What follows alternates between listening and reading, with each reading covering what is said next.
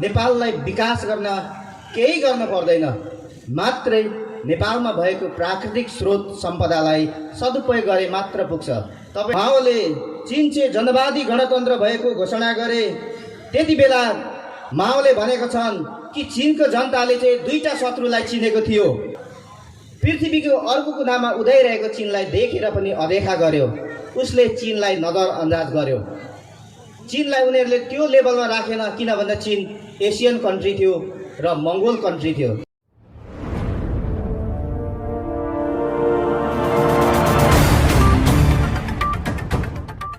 भएका सम्पूर्ण कमल गाउँपालिका सभाका पदाधिकारीज्यूहरूलाई म शुभकामना व्यक्त गर्न चाहन्छु र तपाईहरूको यो सफल कार्यकाल पनि रहोस् भन्ने चाहन्छु।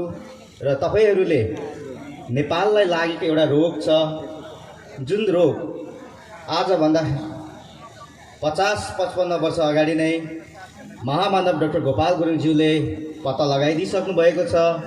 जुन रोग नेपाललाई लागेको रोग हिन्दूवाद र बाहुनवाद हो, जस रोगलाई अन्त्य गर्दै एउटा सुखी नेपाल, समृद्ध नेपाल बनाउन तपाईहरूको काँधमा पनि आएको छ र यसलाई तपाईहरूले एकदमै इमानदारपूर्वक र सक्षमपूर्वक तपाईहरूले निर्वाह गर्नुहुनेछ भन्ने मैले आशा लिएको छु। हामीले यहाँनिर धेरै कुराहरू सुन्यौँ, नेपालको इतिहासहरू पनि र नेपालको राजनीतिक इतिहासहरू हामीले सुन्यौँ। नेपालमा आजसम्म जति पनि परिवर्तनहरू भएको छ, ती परिवर्तनहरू कहिले पनि नेपालको लागि र नेपालीको लागि थिएन। यहाँ अघि कुरा आइसक्यो, एउटा बाहुनको हातबाट अर्को छेत्रीको हातमा र अर्को छेत्रीको हातबाट पुनः बाहुनकै हातमा एउटा सत्ता हस्तान्तरण मात्रै भइरहेको छ। नेपालको परिवर्तन यही मात्रै भइरहेको छ। नेपालको परिवर्तन कांग्रेसको हातदेखि एमालेको हातमा, एमालेको हातदेखि राप्रपाको हातमा र राप्रपाको हातदेखि माओवादी, यस्तै यस्तै कांग्रेस, एमाले, माओवादी यिनै विदेशी सामन्ती र साम्राज्यवादीको हातमा मात्रै परिवर्तन भइरहेको छ।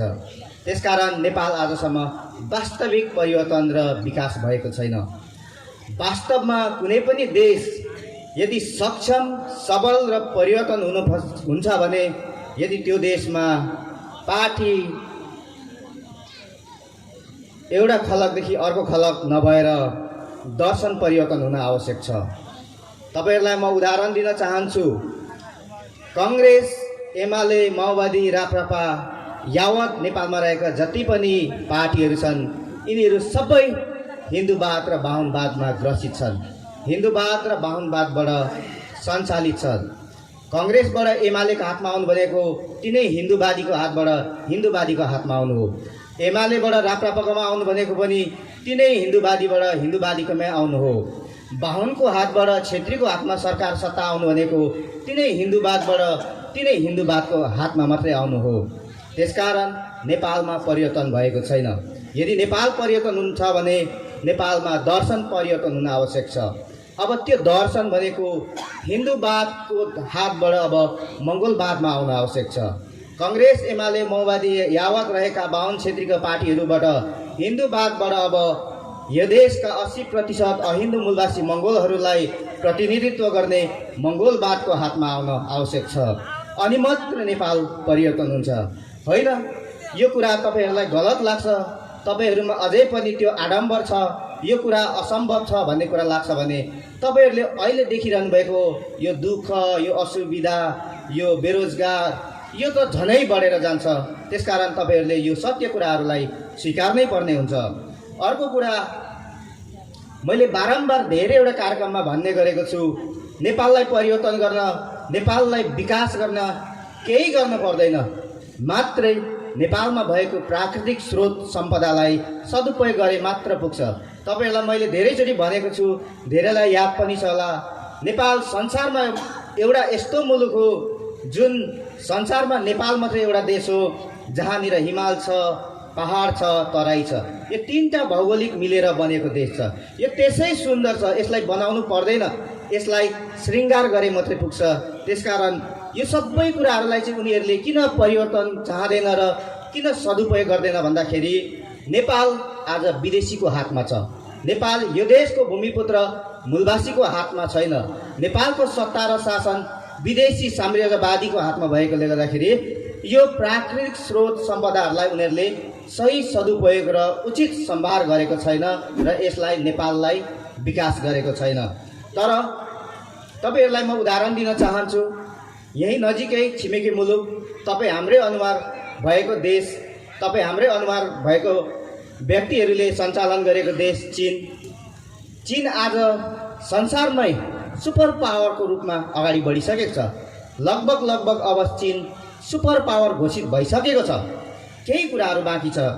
छिमेकी मुलुक चीनमा राजनीति र अर्थतन्त्रलाई केन्द्रमा राखेर उनीहरू अघि बढ्छ। उनीहरूले राजनीतिसँगै अर्थतन्त्रलाई पनि सुधार गर्दै अगाडि बढिरहेको हुन्छ। त्यसकारण उनीहरू सफल बन्दै गइरहेको छ। जहाँनिर नेपाल जस्तो भौगोलिक दिएको छैन तर पनि उनीहरूले विकासको चरण बिन्दुमा पुगिसकेको छ। चीनको राष्ट्रपति सी जिनपिङले 2017 मा एउटा 3 घण्टा लामो भाषण गर्नुभएको थियो। त्यो भाषणमा उहाँले के भन्नुभएको थियो भने चीन अब नयाँ युगमा प्रवेश गरिसकेको छ। हामीले अब संसारको केन्द्रीय मञ्चको रूपमा उभिनुपर्छ भनेर चीन यसरी एउटा लामो दूरीको यात्रा गरेर उनीहरू अगाडि बढिरहेको छ। र चीनले एउटा यस्तो योजना बनाएको छ कि अबको 2050 सम्ममा ऊ संसारमै एउटा आधुनिकीकरणको सहितको समाजवादमा चीनलाई उभ्याउने र संसारमा आफूलाई चाहिँ सुपर पावरमा नम्बर 1 मा उसले उभ्याउने एउटा दिगो योजना सहित अघि बढिरहेको छ। अब छिमेकी मुलुक हेरौँ, हाम्रै अनुहार मङ्गोलले चलाएको देशमा 2050 सम्मको योजनाहरू बनाएर उनीहरू देशको निम्ति, आफ्नो सन्तानको निम्ति, आफ्नो भावी सन्तानको निम्ति, आफ्नो हक अधिकार, भाषा, धर्म, संस्कारको निम्ति उनीहरू अगाडि बढ्छ। तर हाम्रो देश हेर्नुहोस्, यो मङ्गोलको देश हो। तर यो मङ्गोलको देशमा शासन गर्ने को छ? विदेशी छ। अनि विदेशीलाई यो देशको माया हुन्छ? उनीहरूलाई के थाहा छ? 5 वर्षपछि चुनाव आउँछ। चुनावमा हामी सजिलै पैसाले ती किनेर फेरि पनि राज्य सत्ता हामी हासिल गर्न सक्छौँ। अनि राज्यमा पुगेपछि के गर्ने? भ्रष्टाचार गर्ने। अनि नेपाल बन्छ? भन्दैन। हामी अझै पनि तिनै कांग्रेस, एमाले, माओवादी भनाउँदा पार्टीहरूमा लागेर नेपाल बन्छ र नेपाललाई सुखी नेपाली समृद्धि नेपाल बनाउँछ भन्ने हामी आशा राख्छौँ भने त्यो हाम्रो दिवा सपना मात्रै हुन्छ। त्यो सपनामै मात्रै सीमित हुन्छ, कहिले पनि पुरा हुँदैन। त्यसैले एकचोटि तपाईँ हामीले विचार गर्ने समय आएको छ। पूर्ववक्ता मित्रहरूले भनिसक्नु भएको छ। अब एकचोटि तपाईँहरूले छातीमा हात राखेर सोच्नुहोस्। अरू बेला तपाईँले केही गर्नु पर्दैन। चुनावको बेलामा तपाईँले एकचोटि छातीमा हात राखेर चिन्तन मनन गरिदिनुहोस्, त्यति भए पुग्छ। त्यसै गरी चीनकै सन्दर्भ आइराख्दाखेरि जब 1991 मा विश्व राजनीतिमा 1991 25 डिसेम्बरको दिन विश्व राजनीतिमा सोभियत सङ्घ टुट्यो। त्यतिखेर एकजना फ्रान्सिस फुकुयामा भन्ने व्यक्तिले के भनेका थिए भन्दाखेरि द एन्ड अफ हिस्ट्री भनेको थिए। तर उसले के गर्यो? पृथ्वीको अर्को कुनामा उदाइरहेको चीनलाई देखेर पनि अदेखा गर्यो। उसले चीनलाई नजरअन्दाज गर्यो। चीनलाई उनीहरूले त्यो लेभलमा राखेन, किन भन्दा चीन एसियन कन्ट्री थियो र मङ्गोल कन्ट्री थियो। त्यसकारण उनीहरूले त्यसलाई नजरअन्दाज गर्यो। तर चीन आज हेर्नुहोस्, संसारमै सुपर पावर भएर संसारलाई उसले प्रतिनिधित्व गरेर संसारलाई उसले हरेक क्षेत्रमा, प्रविधिमा, अन्नमा, उद्योगमा, हरेक क्षेत्रमा उसले चीनमाथि निर्भर बन्ने एउटा विकास गरेर अगाडि बढिसकेको छ। र नेपाल चाहिँ किन विकास हुँदैन, किन चीन चाहिँ यसरी विकास भइरहेको छ भन्दाखेरि नेपालको एउटा सत्ता र शक्तिमा पहिलो कुरा विदेशी छ। दोस्रो कुरा नेपालको विदेश नीति, कूटनीति जहिले पनि एउटै देश र एउटै रेसको भएको कारण नेपाल कहिले पनि विकास भएन। किन भन्दाखेरि नेपालको विदेश नीति, कूटनीति एउटै देश र एउटै रेस हुँदाखेरि के भयो भन्दाखेरि यहाँनिर आर्यहरू मात्रै फल्ने फुल्ने र उनीहरू मात्रै यहाँनिर सत्ता र शक्तिमा पुगिरहने भयो। तर उनीहरू त पुगे, तर आफ्नो धरातल जहाँ बसेर उनीहरू सत्ता र शक्तिमा पुगिरहेछ, उनीहरूले यो देशलाई कहिले माया गरेन। यदि उनीहरूलाई यो देशको माया लाग्थ्यो भन्दाखेरि नेपाल आज युरोपको हैसियतमा धेरै अगाडि विकास भइसक्यो। तपाईँ हामीलाई थाहा छ, यो गाउँ मात्रै नभएर यो आजको भेलामा पनि हामीलाई थाहा छ, हरेकको आमा बुवा दाजुभाइ छोराछोरी आज खाडी मुलुकमा एउटा रोजगार खोजेर जानु परिरहेको छ। यो सबै कसको कारण भइरहेको छ भन्दाखेरि यही नेपाललाई सञ्चालन गर्ने कङ्ग्रेस एमाले माओवादी जस्ता अराष्ट्रिय पार्टीहरूको भ्रष्टाचारी नेताहरूको कारण भइरहेको छ। यदि कुनै पनि देश स्वावलम्बी बन्छ भने त्यो देशमा बेरोजगार घटेर जान्छ। स्वावलम्बीको मतलब यो देशमा भएको स्रोत सम्पदाहरूलाई सदुपयोग गरेर यो देशमै हामी रोजगार सिर्जना गऱ्यौँ भने, स्वावलम्बी भयौँ भने बेरोजगार घटेर जान्छ। र बेरोजगार घटेपछि नेपाल र नेपालीको शिरहरू संसारमै उच्च बन्दै जान्छ र नेपालमै हामी फल्ने फुल्ने हुने एउटा अवसरहरू आउँछ। मैले अघि पनि भने, नेपालको कूटनीतिक र रणनीति विदेश नीति एउटै देश र एउटै देशको भएको कारण अहिलेसम्म नेपालका साम्राज्यवादी र सामन्तवादी यो सत्ता र शक्तिबाट उम्किन सकेको छैन।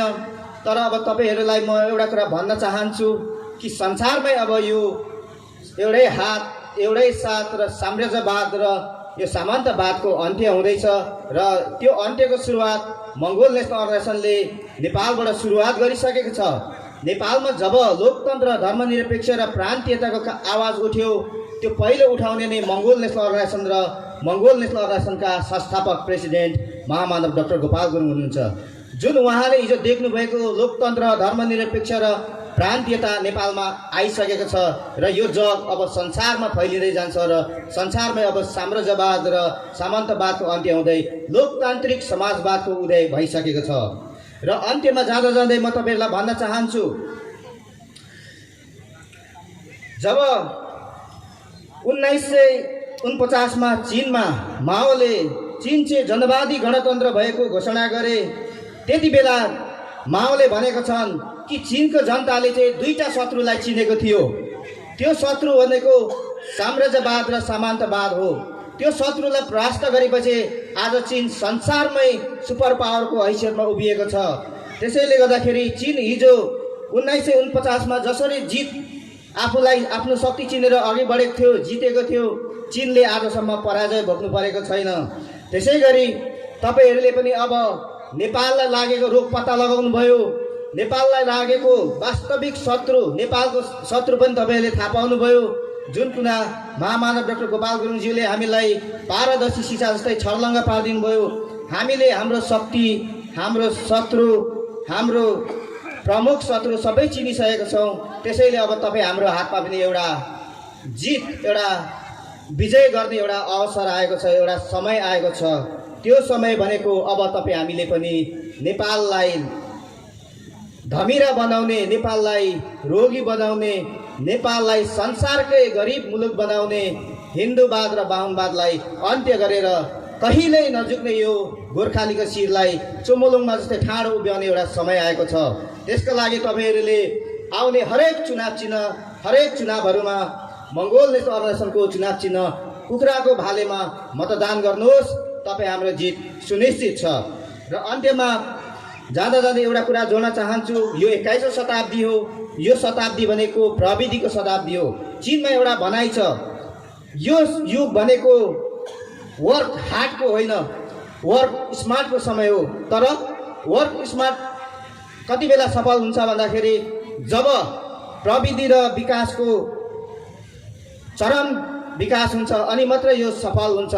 यो चीनको एउटा दिगो नीति र यो दिगो एउटा उनीहरूको विकास नीति हो। त्यसैले नेपालको हामीले राज्यमा बस्ने शासक र सत्तामा बस्ने हामीले नेताहरू हेऱ्यौँ भने नेपाललाई कहिले पनि त्यो दिगो योजना र दिगो विकास लिएर आएको देखिँदैन। त्यसकारण अब त्यसको निम्ति दिगो विकास, दिगो योजना र दिगो यसलाई परिवर्तन ल्याउने भनेको मङ्गोल नेसनल अर्गनाइजेसन मात्रै हो।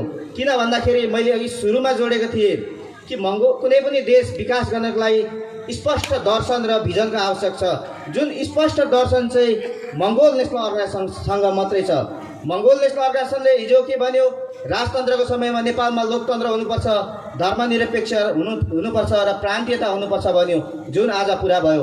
र नेपाललाई स्पष्ट दर्शनसहित अगाडि बढाउन मङ्गोल नेसनल अर्गनाइजेसनले भनिरहेको छ, नेपालमा सामाजिक क्रान्ति आवश्यक छ, सांस्कृतिक क्रान्ति आवश्यक छ, धार्मिक क्रान्ति आवश्यक छ, राजनीतिक क्रान्ति आवश्यक छ।